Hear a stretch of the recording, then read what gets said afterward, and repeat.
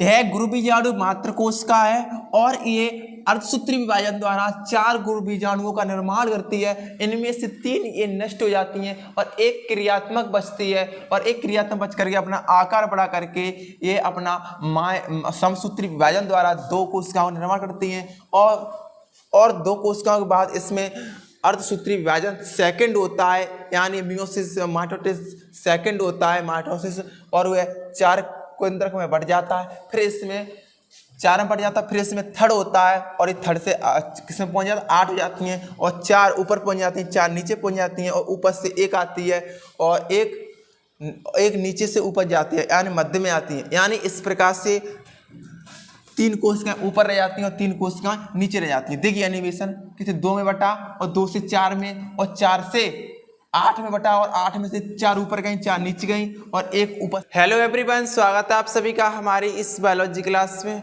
तो today we are going to discuss about megasporogenesis. तो आज हम जो चैप्टर स्टार्ट कर रहे हैं दूसरा, और दूसरे चैप्टर में हम पहुंचे बीजाणु जनन। कहाँ पर पहुंचे? बीजाणु जनन। और बीजाणु जनन से देखेंगे फीमेल गैमेटोफाइट यानी गुरु बीजाणु या मादा युग्मकों भेद का निर्माण किस प्रकार से होता है, और इसी के साथ साथ देखेंगे गुरु बीजाणु जनन क्या होता है, किस प्रकार से एक एम्ब्रियो का निर्माण किया जाता है। सारी प्रोसेस को हम डिस्कस करेंगे और ये एग्जाम के पॉइंट ऑफ व्यू से वेरी वेरी इंपॉर्टेंट है। हमें पता है, हमें ये एग्जाम में 5 अंक का ये प्रश्न यहाँ से फ्रेम आउट किए जाते हैं, चाहे आप यूपी बोर्ड से हो, चाहे आप बिहार बोर्ड से, चाहे आप राजस्थान बोर्ड से, चाहे आप छत्तीसगढ़ बोर्ड से, चाहे आप उत्तराखंड बोर्ड से, चाहे आप झारखंड बोर्ड से, किसी भी बोर्ड से अगर हैं तो ये एग्जाम के पॉइंट ऑफ व्यू से वेरी वेरी इंपॉर्टेंट है और इसे बारीकी से समझते हुए चलेंगे हम। ठीक है, किस समझेंगे? बारीकी से समझते चलेंगे और हम एक अच्छी तरीके से हम याद आपको करा देंगे। इसके बाद आपको किसी वीडियो की देखने की ज़रूरत नहीं पड़ेगी। आप इस तरीके से पढ़िएगा। आप ये मानिए हम कॉलेज में पढ़ रहे हैं, कहाँ पर? कॉलेज में हम स्टडी कर रहे हैं, उसके अनुसार हम पढ़ते हुए चलेंगे और मैं आपको ऐसा कंटेंट दूंगा यहाँ पर। ये मान लीजिए आपकी कोचिंग में भी इस तरीके से नहीं बताया जाता होगा। और राइट मेरे प्यारे ब्यूटीफुल स्टूडेंट्स, शो करते हैं क्लास को स्टार्ट।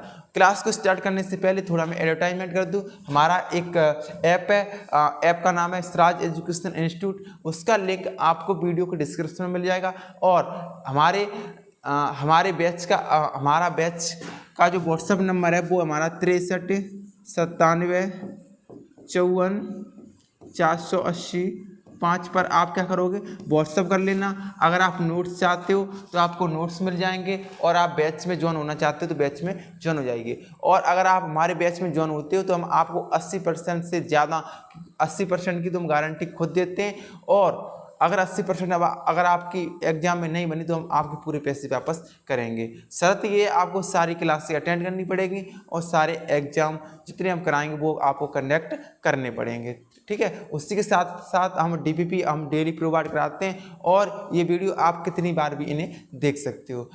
और बैच में ज्वाइन करने के लिए इस व्हाट्सएप नंबर पर आप कॉल कर सकते हो। तो चलिए करते हैं क्लास को शुरू।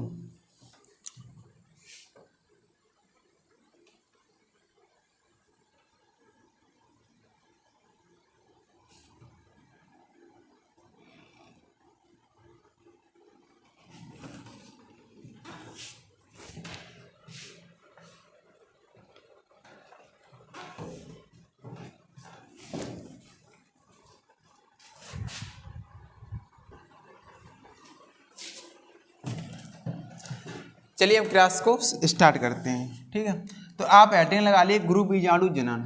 कौन सी हेडिंग लगाओगे बेटा? गुरु बीजाणु जनन। गुरु बीजाणु जनन। अथवा में कौन सी बेटा हेडिंग लगाओगे आप? तो एग्जाम में कुछ भी पूछा जा सकता है। अथवा में आप हेडिंग लगा लीजिए बेटा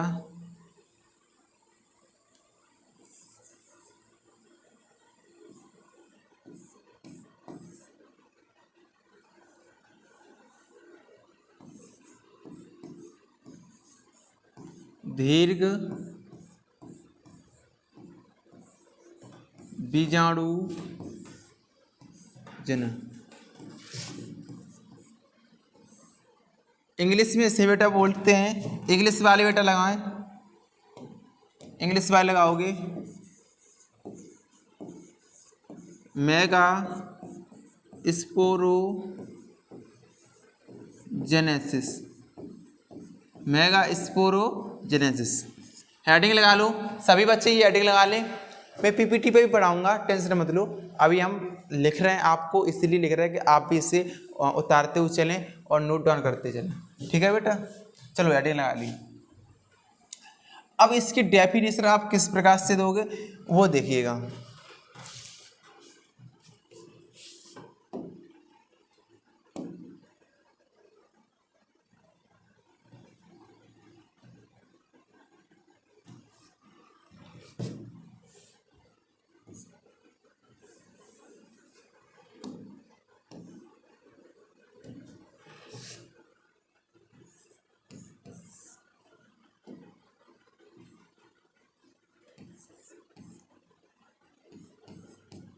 गुरु बीजाणु, गुरु बीजाणु मात्र कोशिका, गुरु बीजाणु मात्र कोशिका से यानी megaspore mother cell, megaspore mother cell से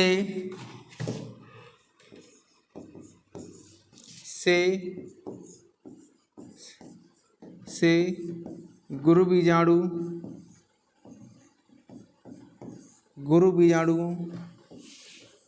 के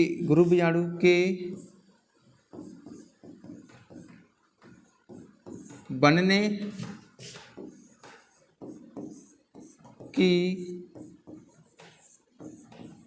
की प्रक्रिया को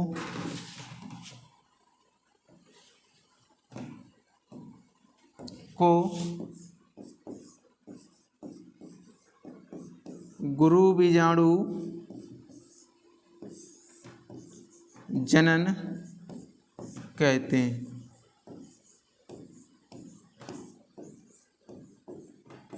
यानी गुरु बीजाणु मात्र कोशिका से गुरु बीजाणुओं के बनने की प्रोसेस को या प्रक्रिया को क्या बोलते हैं? गुरु बीजाणु जनन कहते हैं। क्या बोलते हैं उसे? मेगा स्पोरोजेनेसिस कहते हैं। यानी एमसी से जो गुरु बीजाणुओं या मेगा स्पोर बनने की प्रक्रिया को क्या बोलते हैं? गुरु बीजाणु जनन या मेगा स्पोरोजेनेसिस कहते हैं। सभी बच्चे इसे याद कर लेंगे और इसे नोट डाउन कर लें, जल्दी से कर लें, ठीक है।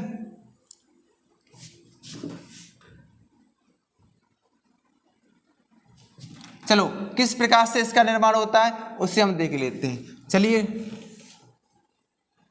ये मान लीजिए आपकी क्या है? गुरु बीजाणु मात्र कोशिका है। ये क्या है बेटा? गुरु बीजाणु मात्र कोशिका है।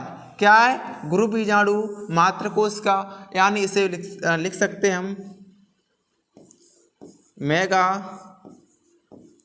मेगा स्पोर मदर सेल लिख सकते हैं इसे। मेगा स्पोर मदर सेल्स में क्या हुआ? इसमें होता है अर्धसूत्री विभाजन। कौन सा होता है? इसमें होता है बेटा मेगा स्पोर मदर सेल्स में अर्धसूत्री विभाजन होता है। कह सकते हैं इसमें मियोसिस होता है, मियोसिस होता है। तो मियोसिस मान ली यहाँ पर फर्स्ट हो गया, तो ये एक कोशिका से कितनी बन गई? 2 कोशिका बन गई। कितनी बन गई? 2 कोशिका बन गई। और ये मेगा स्पोर मदर सेल्स जो होती है वो 2n होती है। ये कैसी होती है? द्विगुणित होती है। कैसी होती है बेटा? ये द्विगुणित होती है। कैसी होती है? द्विगुणित, यानी डिप्लॉयड। कैसी होती है? डिप्लॉयड होती है, यानी 2n होती है। कैसी होती है? ये 2n होती है। और जब मियोसिस फर्स्ट होने के बाद यहाँ पर मियोसिस होता है, कौन सा होगा? या मियोसिस होगा सेकंड, तो ये कोशिका बन जाएगी। 2 से कितनी बन जाएगी? ये 2 से 4 का निर्माण कर लेती हैं। और इसे ये मेगा स्पोर मदर सेल से, और ये बन गए गुरु बीजाणु। क्या बन गए? गुरु बीजाणु। ठीक है, कितने बने? 4 बनते हैं। कितने बनते हैं? 4 बनते हैं। और इस प्रोसेस को गुरुबीजाणु जनन कहते हैं। अब हम हेडिंग लगाओ। अब आप हेडिंग लगाओगे, कौन सी हेडिंग लगाओगे? अब लगाओ मेल गैमीटोफाइट अथवा फीमेल गैमीटोफाइट का निर्माण किस प्रकार से होता है, यानी मादा युग्मकोभित्त का निर्माण किस प्रकार से होता है, वो प्रोसेस मैं आपको बताऊंगा। क्या करूंगा? उस प्रोसेस को मैं आगे बताऊंगा। तो चलिए चलते अपनी पीपीटी पर।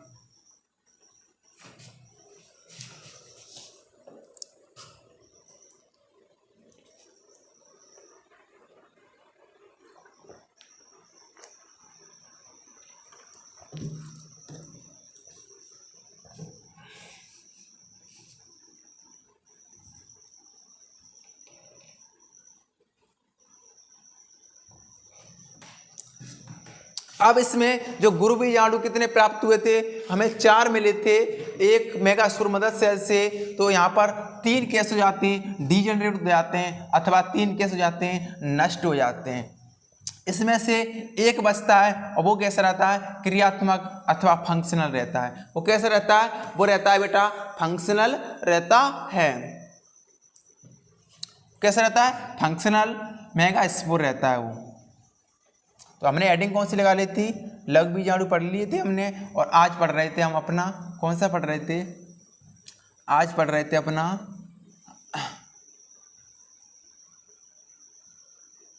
गुरुबीजाणु जनन या दीर्घबीजाणु जनन।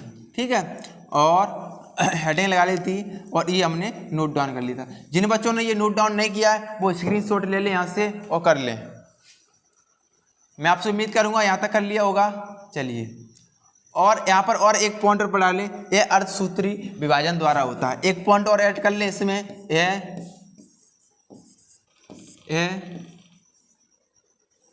या गुरुबीजाणु जनन ऐसे लिख लो, गुरुबीजाणु रिडक्शन डिवीजन या अर्धसूत्री विभाजन द्वारा बनते हैं। चलिए, अब हेडिंग आप लगाओ। अब आप हेडिंग कौन से लगाओगे? गुरुबीजाणु, गुरु युग्मक जनन या भ्रूणपोष या माता युग्मकोभित्त का विकास। हेडिंग लगा लो मेगास्पोर जेनेसिस, तो मैंने पढ़ लिया। अब पढ़ेंगे डेवलपमेंट ऑफ एम्ब्रियो सेक अथवा फीमेल गैमीटोफाइट। हेडिंग लगा लो ये जल्दी से। चलिए, हेडिंग लगा ली सभी बच्चों ने। अब देखो हम चलते पीपीटी पर, अपने नोटपैड पर। अब क्या करोगे? यहाँ पर जो बेटा 3 कोशिका यहाँ पर हमें मिल रही थी, कितनी? यहाँ पर 3 कोशिका थी, यानी 4 थी, और 3 में से ये कैसी हो गई? ये 3 हो जाती हैं डीजेनरेट। कैसी हो जाती हैं? 3 हो जाती हैं डीजेनरेट, यानी ये 3 कैसी हो जाती हैं बेटा? नष्ट हो जाती हैं, नष्ट हो जाती हैं। अब यहाँ पर बचती है एक कोशिका। कितनी बची यहाँ पर? एक कोशिका। चलिए एक कोशिका इसे देखते हैं क्या हो गया। यहाँ से हमने कौन सी ले ली? एक कोशिका ले ली यहाँ पर। तो अगली स्लाइड में ले लेते हैं।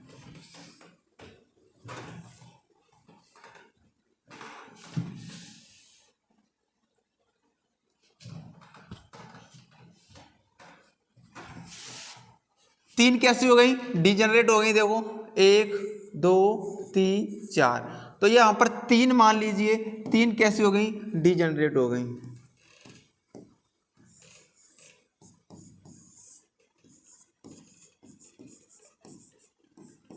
तीन कोशिकाएं हो गई, 3 डीजेनरेट हो गई, और इसमें से एक बचती है फंक्शनल। कैसी बचती है बता?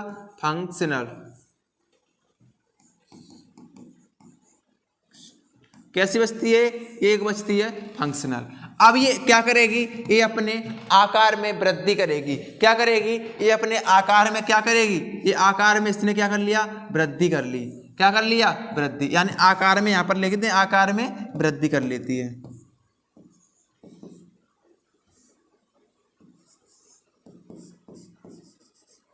आकार में वृद्धि कर ली इसने। क्या किया? आकार में इसने वृद्धि कर ली, तो साइज इसका कैसा हो गया? बढ़ गया। अब ये क्या करेगी? अब ये कोशिका एक फंक्शनल मेगास्पोर सेल है। ये कैसी है? फंक्शनल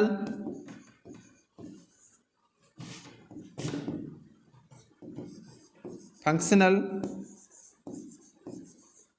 मेगा स्पोर है। कैसी है? फंक्शनल मेगा स्पोर है। अब इसमें बेटा क्या होगा, अब देखो, अब करते हैं इसे छोटा।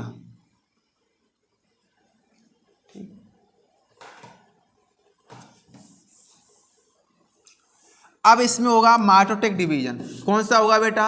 अब इसमें होगा माइटोटिक डिवीजन। कौन सा होगा? Mitotic division. माइटोसिस कर दे रहे, माइटोसिस। जहां पर माइटोसिस फर्स्ट हो गया। कैसा हो गया? Mitosis first. यहाँ पर कैसी है? एन है। तो यहाँ पर माइटोसिस फर्स्ट हुआ तो एक कोशिका थी और इसमें जो केंद्रक थे वो कैसे हो जाएंगे? बट जाएंगे। केंद्रक कैसे हो जाएंगे? एक केंद्रक से दो केंद्रक का निर्माण हो जाता है। जब माइटोसिस इसमें कैसा होता है? सेकंड हो जाता है। तो माइटोसिस सेकंड को देखिएगा, माइटोसिस सेकंड। माइटोसिस कैसा हो गया? इसमें सेकंड हो गया। जब माइटोसिस जब सेकंड होता है या इसमें समसूत्री विभाजन होता है। कौन सा? सेकंड।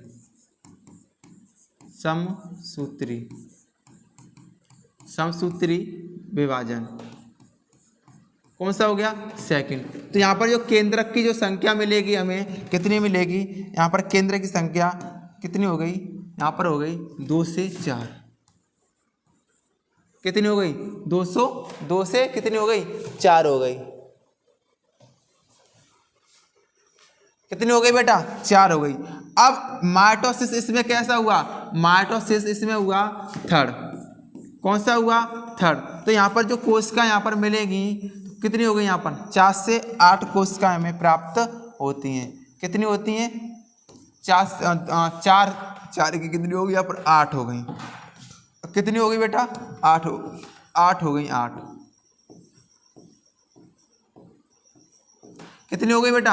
8 केंद्रक यहाँ पर प्राप्त होते हैं। अब ये क्या करेंगी? 2 पहुंचेंगी ऊपर और 2 पहुंचेगी नीचे, यानी 2 पहुंचेगी दिमाग की ओर और 2 पहुंचेंगी कहाँ पर? सॉरी, 4 पहुंचेंगी दिमाग की ओर और 4 जाएंगी बीजांड द्वार की ओर। देख दो किस प्रकार की स्ट्रक्चर समझ में इसमें बनेगी। इसमें क्या होगा? अब ये कोशिकाएं थी, अब ये कोशिकाएं 4 कहाँ पहुंच गई? ऊपर पहुंच गई।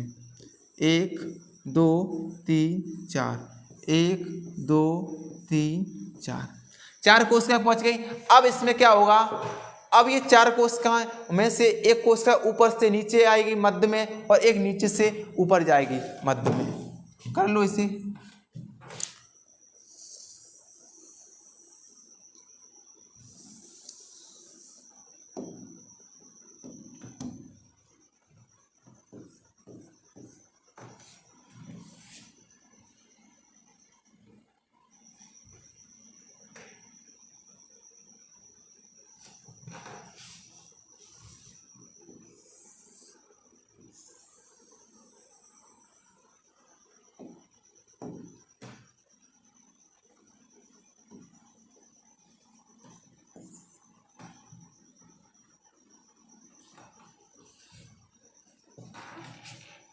प्रोसेस हो रही है।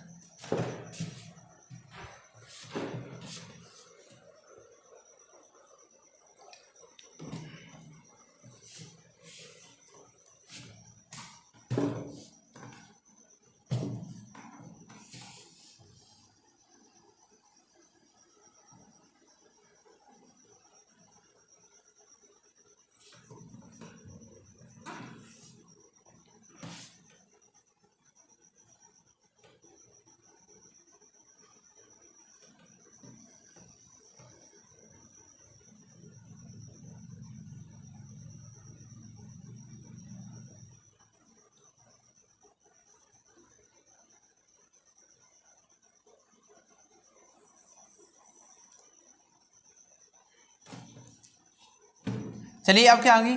2 यहाँ पर मध्य में आ जाएंगे, एक ऊपर से एक नीचे से। अब इसकी प्रोसेस आगे की प्रोसेस में आगे कराता हूँ, ठीक है। तो यहाँ पर प्रिपेयरिंग टू एक्सपोर्ट, मैंने क्या कर रहा, दिमाग खराब।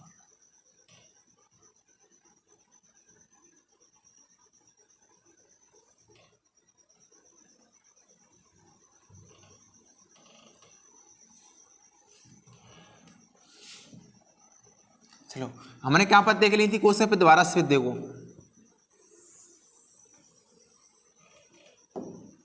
दोबारा देख लो, कोई दिक्कत नहीं है।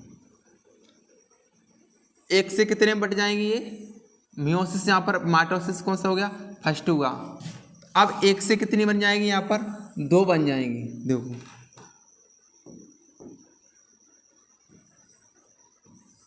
जब माइटोसिस सेकंड हुआ,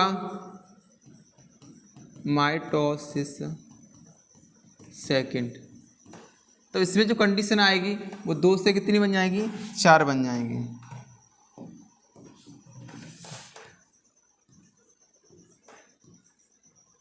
अगली प्रोसेस में बेटा क्या होगा, अगली प्रोसेस में क्या होगा, 4 से कितनी बन जाएगी, 8 बन जाएंगी। कितनी बनेगी, 8।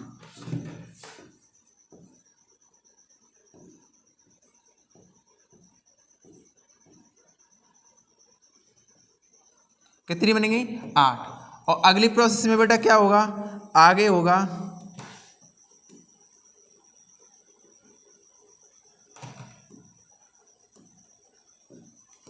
आगे क्या होगा, आगे देखो 4 पहुंच जाएंगी ऊपर और 4 पहुंच जाएंगी नीचे।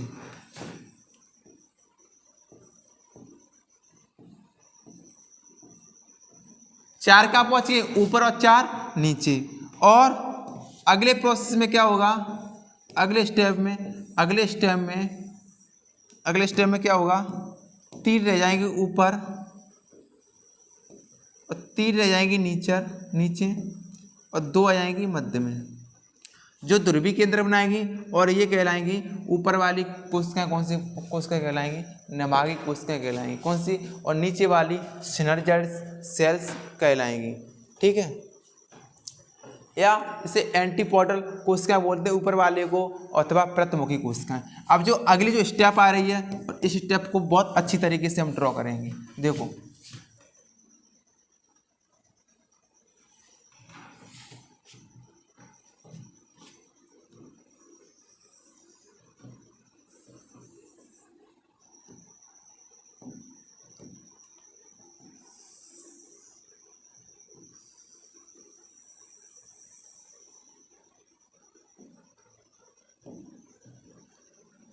और इसमें से एक कोशिका रहती है बड़ी, इसे अंड कोशिका बोलते हैं। 2 रहती हैं छोटी। 2 कैसी रहती हैं, छोटी रहती हैं बेटा। कैसी रहती हैं, छोटी।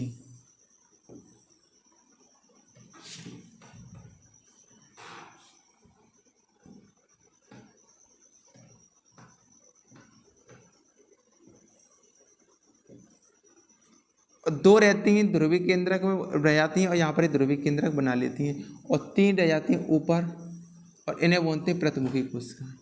इन्हें क्या बोलते हैं, प्रतिमुखी कोशिका।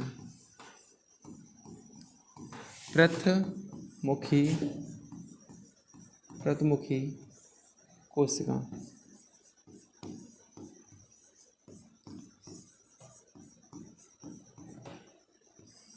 और ये ध्रुवीय केंद्रक।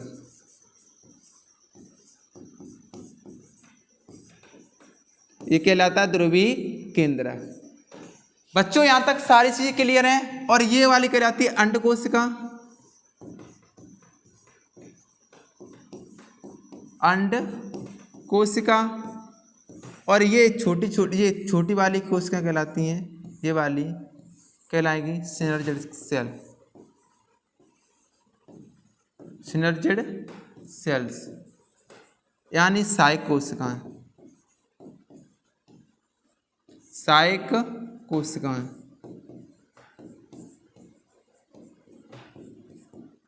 सहायक कोशिकाएं। और ये एंटीपोडल कोशिकाएं कहलाएंगी। कौन सी कहलाएंगी, एंटीपोडल सेल्स। और ये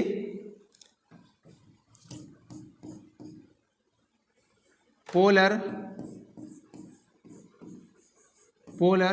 न्यूक्लियाई। और ये एग सेल,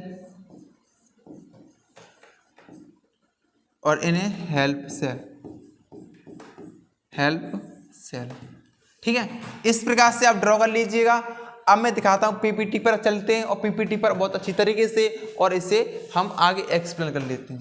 ठीक है, सबसे पहले एक फंक्शनल यानी क्रियात्मक एक कोशिका रह जाती है, यानी गुरु बीजाणु कोशिका रह जाती है या गुरु बीजाणु, और ये माइटोटिक डिवीजन द्वारा 2 केंद्र में बट जाता है, और ये सेकेंड माइटोटिक डिवीजन द्वारा 2 से 4 में पहुंच जाती हैं, और 4 से 8 थर्ड वाला यहाँ पर होता है, थर्ड माइटोटिक डिवीजन होता है। थर्ड में कितने आते हैं? 8, 4 पहुंच जाती है, ऊपर 4 आ जाती है नीचे, और 4 ऊपर में से एक ऊपर से नीचे जाती है, मतलब मध्य में जाती है, और नीचे से एक ऊपर जाती है।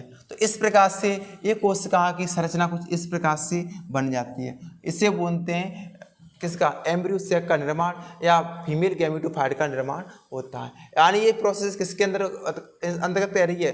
किसके अंतर्गत होती है? ये होती है अंडाशय के अंतर्गत। चलिए चलते पीपीटी के अंदर। कहाँ चलते हैं? पीपीटी के अंदर चलते हैं।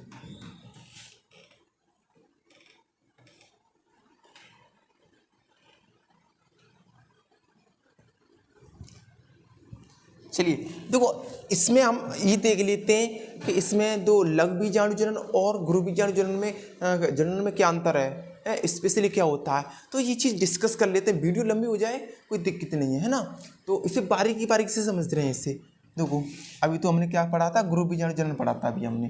ठीक है, तो ये हमारा एक फ्लावर है। क्या है बेटा? फ्लावर है। ध्यान से समझो, एक फ्लावर है, और आपको पता है ये परागकोश, ये दिख रहा है, ये क्या चीज़ है? परागकोश है। परागकोश से परागकण निकलते हैं, आपको पता है। परागकण में किस प्रकार से प्रोसेस हुई थी? ये केंद्रक 4 में बट जाते हैं और 4 आगे अलग अलग हो जाते हैं, और ये कहलाते हैं लघु बीजाणु जनन या पोलन ग्रेन या परागकण।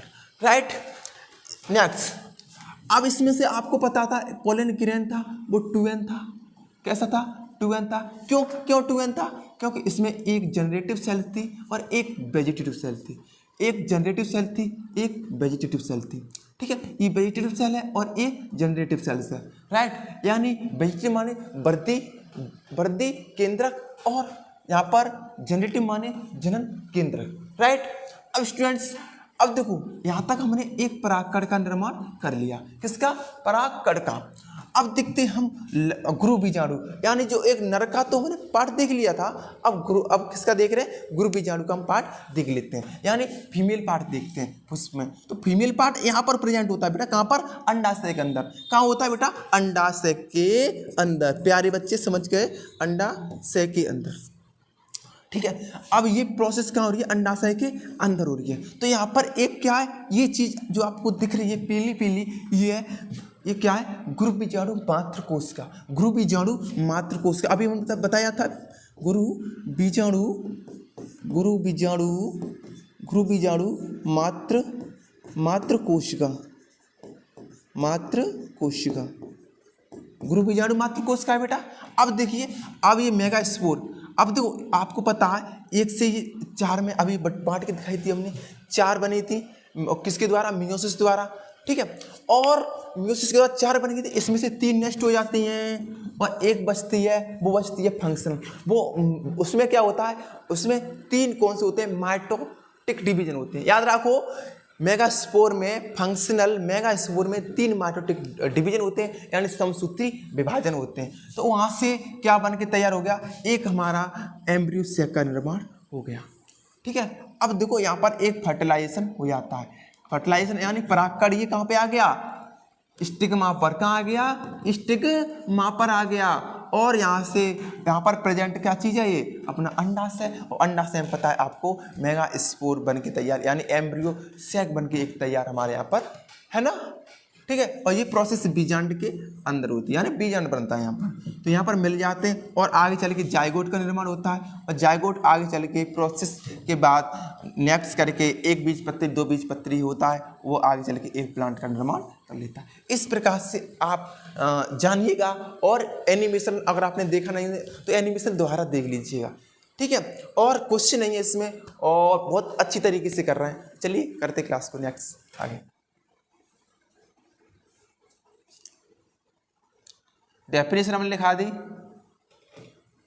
बीजांडी संरचना बनाने से कराएंगे आपको, उससे पहले आपको ये करना होगा। अब देखो यहाँ देखो, क्रियाशील गुरु बीजाणु का आकार बढ़ जाता है तथा अब यह बीजांड कहाँ है या न्यूक्लियस के अधिकांश भाग को घेर लेता है और यह अब क्रियाशील गुरु बीजाणु का केंद्रक सूत्रीय विभाजन द्वारा विभाजित होकर दो संतत केंद्रक बनाता है। वो केंद्रक बना तो केंद्रक बढ़ जाता और ये 2 से 4, 4 से ये हो जाता है। मैं आपको समझा दी, वो पूरी प्रोसेस इसमें लिखी हुई है। इसका स्क्रीनशॉट ले लो आप, सीधा सीधा ले लो, ठीक है। कुछ समझाना इसमें है नहीं है, एनसीईआरटी डेटा है। स्क्रीनशॉट ले लो, इसका भी ले लो। तो इस प्रकार से एक किसका निर्माण हो जाता है, इसमें इस प्रकार से एक एम्ब्रियो सेक का निर्माण हो जाता है। यहाँ से जो क्वेश्चन बनते हैं वो क्या बनते हैं बेटा, इसके जो केंद्रक बनते हैं वो देखो, एक क्या चीज है, जो मतलब एक भ्रूणपोष या एम्ब्रियो सेक में कितनी कोशिकाएं रहती हैं, तो कोशिकाएं कितनी है, 3 जेरही और 3 जेरही, 6 और 1 7, तो कितनी 7 कोशिकाएं रहती हैं। क्वेश्चन आता है, मैं कराऊंगा आपको।